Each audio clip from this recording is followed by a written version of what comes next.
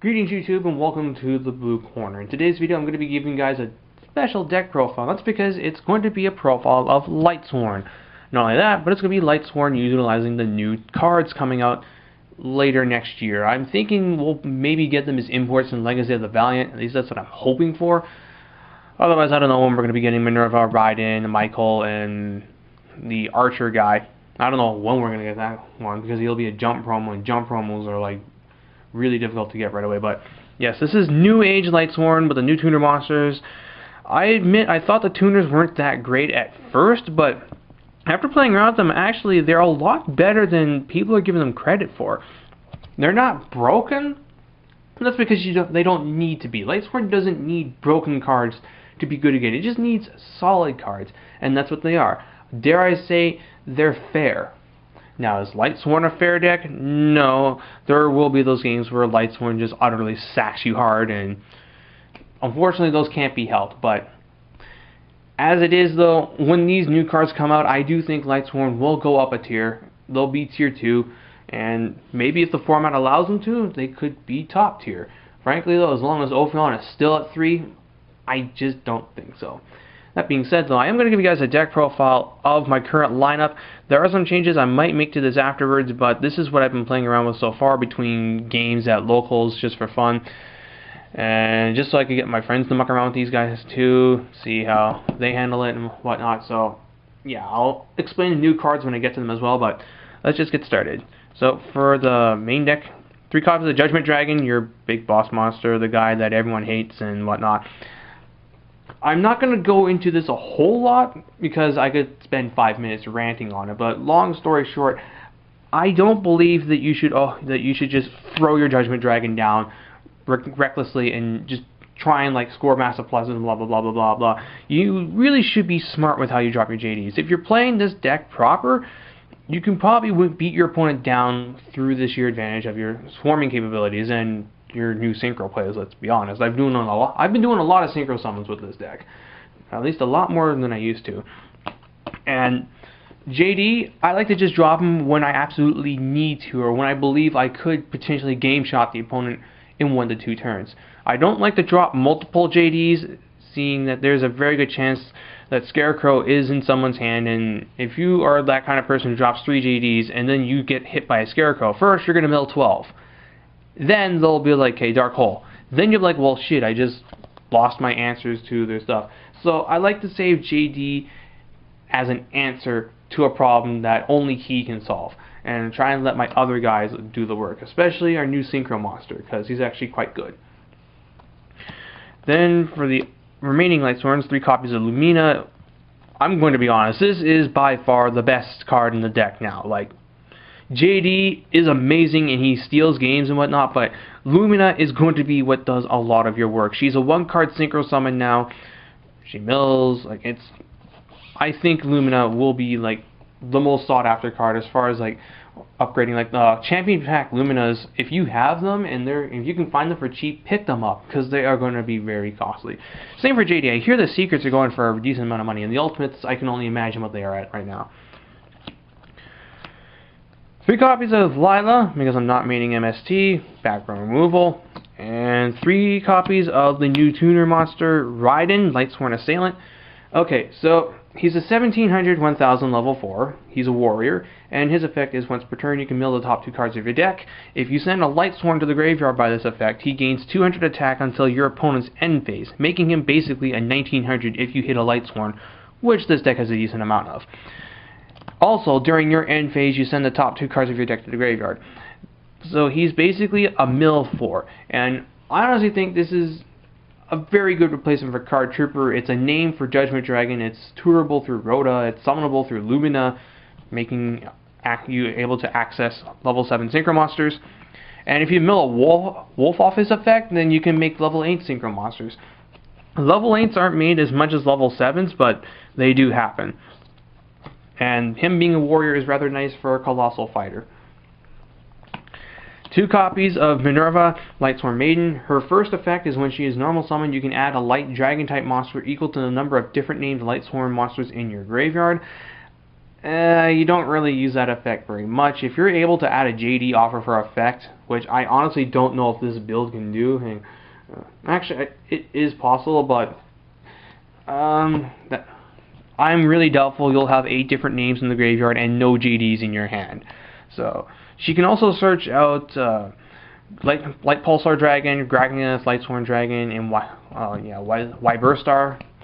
She can search those out, but I wouldn't run them in here. What she can do, though, is when she is sent from your hand or deck to the graveyard, you can mill 1 more card. And during your end phase, if she's on the field, mill 2 cards. It's that effect that triggers when she's milled or discarded, i.e. if you Solar Recharge or Lumina, that I think makes this card much better than people give her credit for. Also, she's also a level 3 tuner, so her Lumina means you can make a level 6 Sigma monster, you can make a rank 3 Xyz monster. I do run a couple of those. This and Celestia is a level 8, but back to what I was saying before, when you pitch her or mill her, that's another card from your deck, making you that much closer to being able to do your Lightsworn combos. And she turns a Solar Recharge into basically a charge of Light Brigade. You're filtering out 3 cards and drawing 2. If you mill this thing off of charge, then you mill 4 cards. If you mill 2 of these off of charge, then oh good lord, like if you open charge for charge, I do like getting this thing if I have no other Lightsworn monsters in hand. Just think of it this way. You play charge, you mill 3, you get this. Then you recharge this off. You draw 2, mill 2, and then her effect triggers, you mill another one. If you hit a wolf during any of that, then awesome.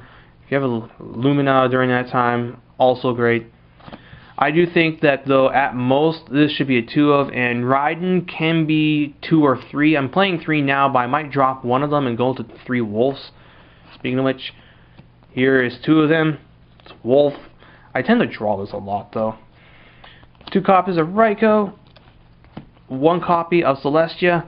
I've never really been a fan of this card, but I figure I might as well give it a shot now, given that it's much more easier to mill Necrogardnas, and I tend to be a sack and have Honest in my hand. I'm not gonna lie, but Celestia usually sees play as a 1 of, and I'll also admit I kind of had this ultimate sitting around. I figured I might as well throw it in. Don't judge. As you may have noticed, I've actually gone to a decent amount of trouble of trying to foil up this deck because, you know, I have reasons for wanting to play Lightsworn. Rounding out the Lightsworn lineup is, of course, Garroth. This card is absolutely amazing, especially if you do have recharge in this. Or if you open with a Raiden, you keep it on the board because he will be a 19. Then your turn comes along. You summon Garroth. You mill with this guy. Then Garroth's effect triggers. Like, oh. Lumina Garroth is going to be even better now. I don't know if I would go to 2 of him, though. 1 copy of Aaron. Kick back things. I think this will be better in later formats. Not this one so much, but it's still a name and it's a decent one. 1 copy of Honest. Yeah, come on. 3 copies of Necrogardna. 2 copies of Trag. Gores for your hand traps. 1 BLS because, you know, I am a champion. I actually have been opening with this one quite frequently. It's kind of disgusting. And 2 copies of Maxi because I'm running the Trigodias and the Gores. I am considering maybe a Swift Scarecrow. Maxi and Scarecrow seem to be a very good hand trap lineup. As you may notice, there is a lack of effect failures. I kind of want to put them in, but at the same time, I also wanted to make room for my new Lightsworn monsters. And for the spells, it's actually not very many. I've got 3 recharges and a charge. Dark Hole, Foolish, and Rhoda to search out Garroth, Raiden, Aaron. You know, those guys. Hell, if you really want to be bad, you could probably search out a Necrogardna just so you can pitch it with Lumina. Then for the traps, it's also very simple. 2 copies of Beckoning Light and 1 copy of Sixth Sense. Yes, I know this Sixth Sense is a proxy. I actually haven't bothered to go get one yet. I don't really want to spend the $30 on it when I know it's going to get banned in a couple of months. And it's not like I'm going to be doing anything other than going to locals. So, yeah. Forgive me for not having a real Sixth Sense, but I'm sure it's understandable. That being said, now let's get on to the extra deck. Now, as far as the extra deck goes, this is definitely not set in stone. I'm still working out on some card choices, but I will show you what I've got thus far. Right now, I am running a pair of rank 3s, LVAL and Zem Mines. They have obvious applications in this deck. Getting back Necrogardnas and Bottomless Lilas, and this is just good defense. This is for those times where you need to go into a rank 4. I have thought about putting Diamond Direwolf in here, so I'm probably going to cut one of the cards for that. But Dynamo, negate a monster, put their attack to 0, swing for 2k, that kind of thing. One copy of Orient Dragon for when I need to get things like Stardust out of the way, Stardust Spark, Colossal Fighter, things that I can't really just JD off the board. Well, I can JD off a Colossal Fighter, but you can't JD a Stardust, that's what I'm saying. One copy of Arcanite. This card actually hasn't been doing that great for me so far. Like, I just have not been able to make it as much as I would like to. Realistically, you're probably just going to make it with Lila and a Minerva, and I just have not been able to set that kind of board up. If the Lila lives return, then I can do that, but otherwise, I think I can probably cut this for that Direwolf, because I have another level 7 monster that can get rid of that can just get problem monsters off the board. One Ancient Sacred Wyvern, the card's easy to make now in this deck, and it's kind of really good. This and JD can put a phenomenal amount of damage on the board.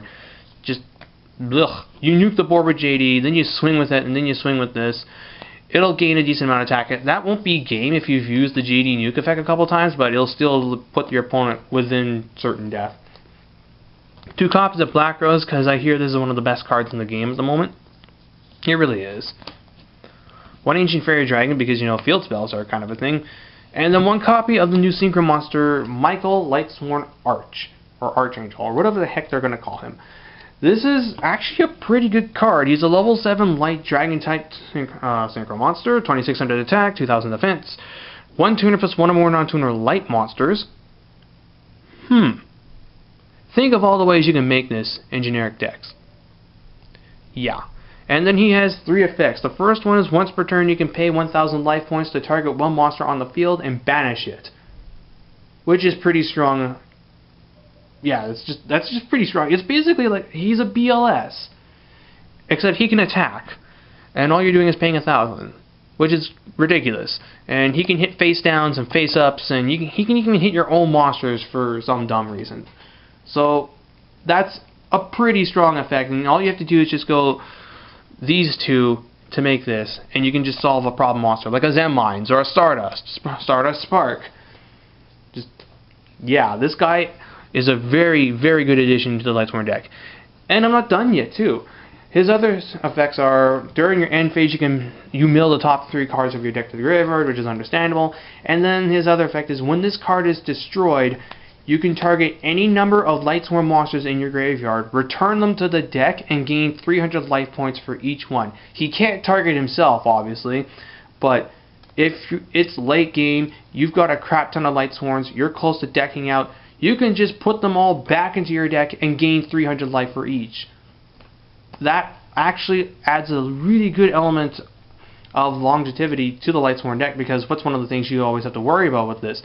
Burning out, milling out, and just losing because you have no cards left in the deck. Well, this guy can actually solve that. You could just ram this into a Colossal Fighter and then put all your Lightsworns back. These aren't really the best plays, but there's still things that you can do with this guy. The fact that he can put any number of Lightsworn monsters back into your deck, you gain life for them, so those 1000 points that you've been paying for this guy to pop cards, no longer an issue.